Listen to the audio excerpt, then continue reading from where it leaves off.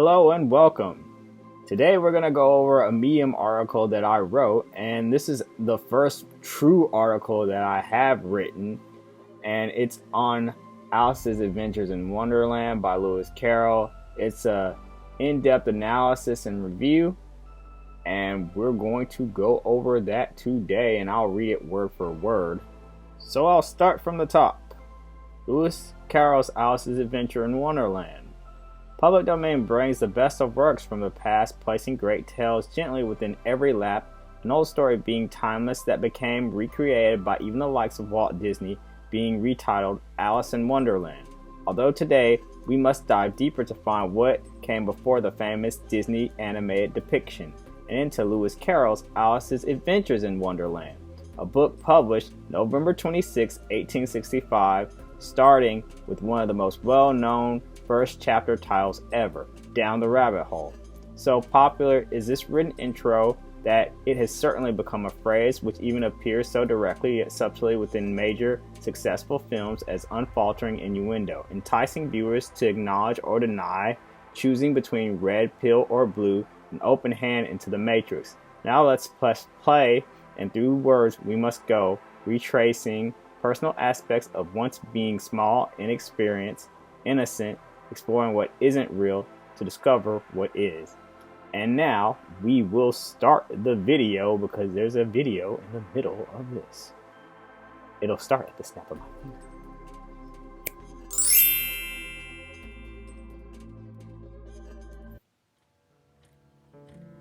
Chapter 1.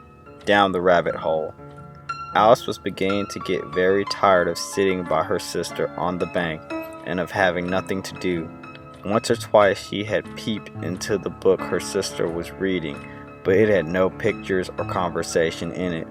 And what is the use of a book, thought Alice, without pictures or conversation?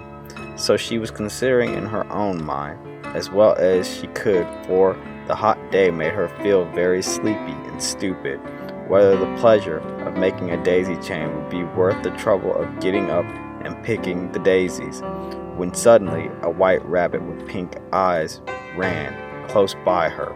There was nothing so very remarkable in that, nor did Alice think it so very much out of the way to hear the rabbit say to itself, "Oh dear! Oh dear!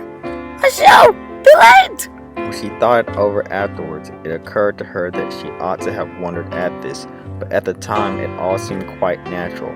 But when the rabbit actually took a watch out of its waistcoat pocket and looked at it, and then hurried on, Alice started to her feet, for it flashed across her mind that she had never before seen a rabbit with either a waistcoat pocket or a watch to take out of it, and burning with curiosity, she ran across the field after it, and fortunately was just in time to see it pop down a large rabbit hole under the hedge. In another moment down went Alice after it, never once considering how in the world she was going to get out.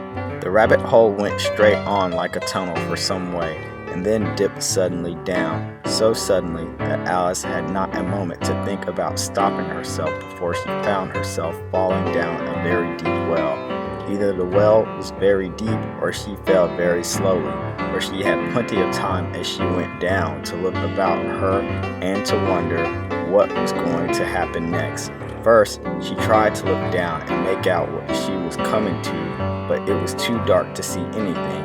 Then she looked at the sides of the well and noticed that they were filled with cupboards and bookshelves. Here and there she saw maps and pictures hung upon pegs. She took down a jar from one of the shelves as she passed.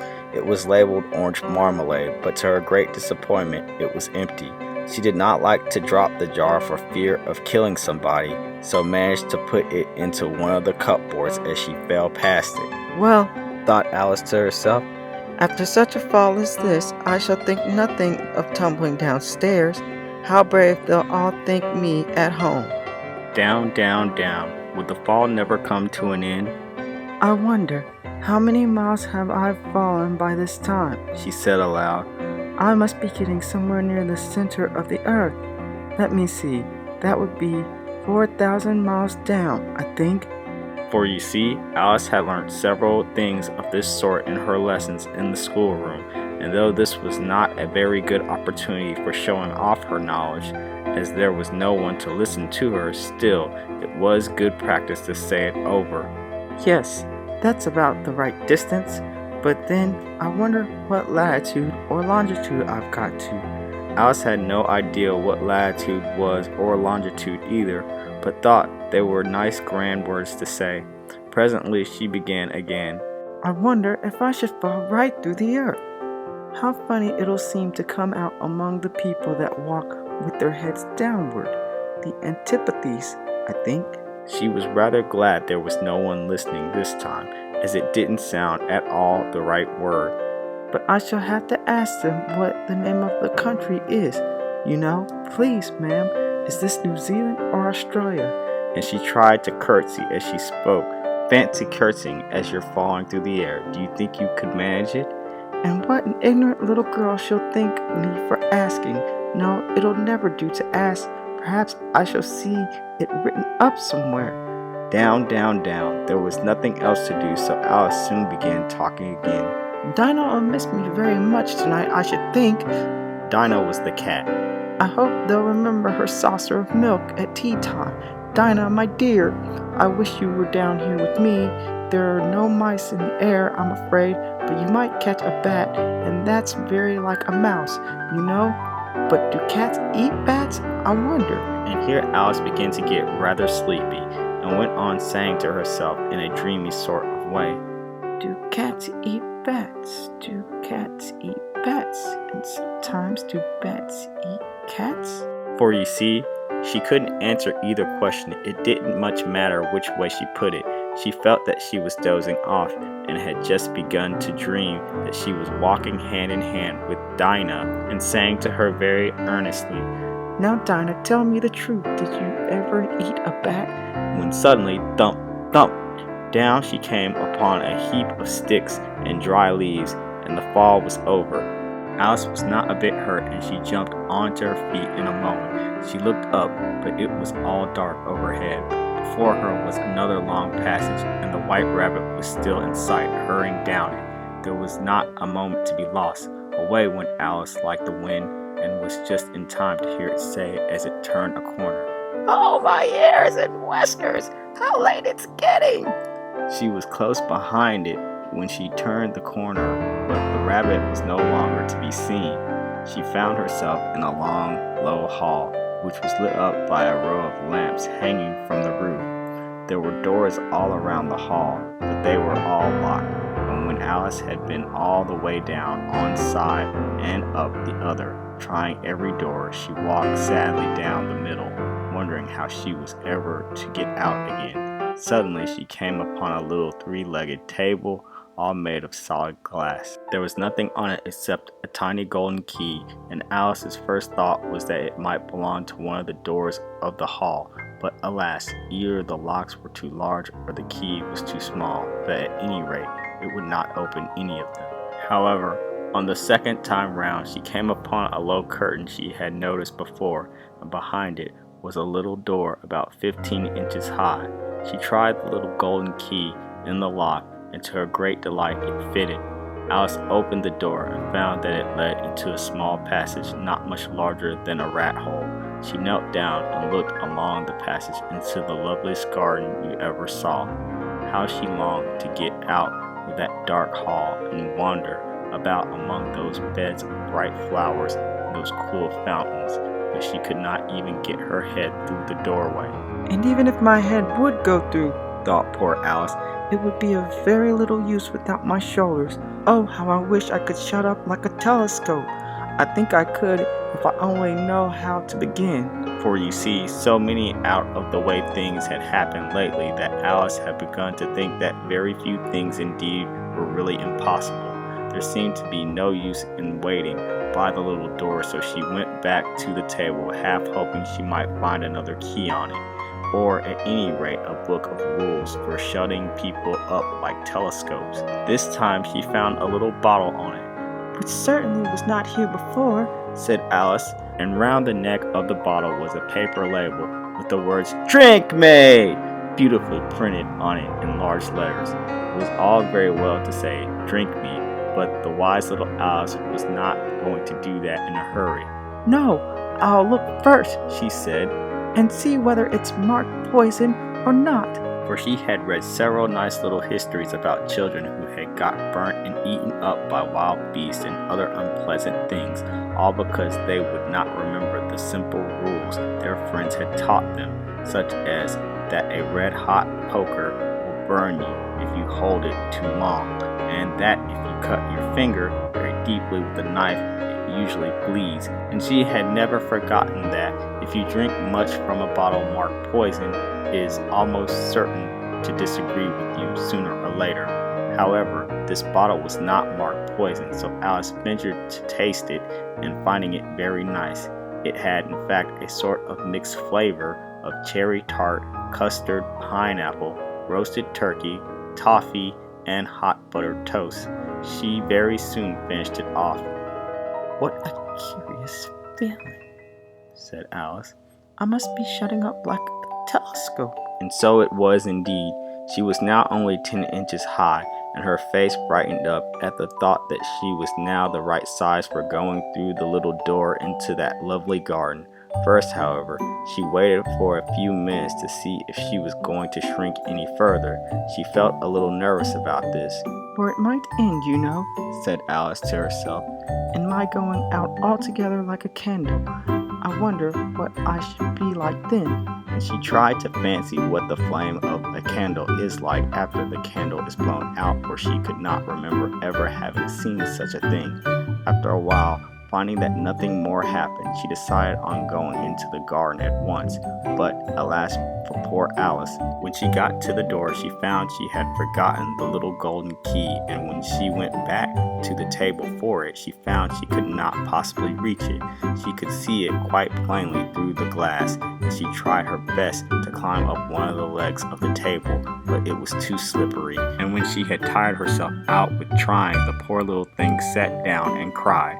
Come, there's no use in crying like that, said Alice to herself rather sharply. I advise you to leave off this minute. She generally gave herself very good advice, though she seldom followed it, and sometimes she scolded herself so severely as to bring tears into her eyes, and once she remembered trying to box her own ears for having cheated herself in a game of croquet she was playing against herself, for this curious child was very fond of pretending to be two people. But it's no use now, thought poor Alice, to pretend to be two people. Why, there's hardly enough of me left to make one respectable person. Soon her eye fell on a little glass box that was lying under the table.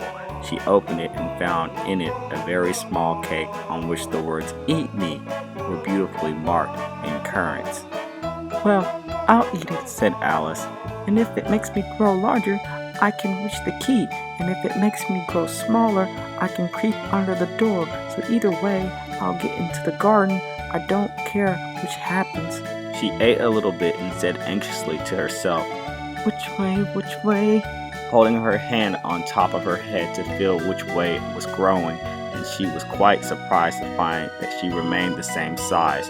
To be sure, this generally happens when one eats cake, but Alice had got so much into the way of expecting nothing but out-of-the-way things to happen that it seemed quite dull and stupid for life to go on in the common manner, so she set to work and very soon finished off the cake.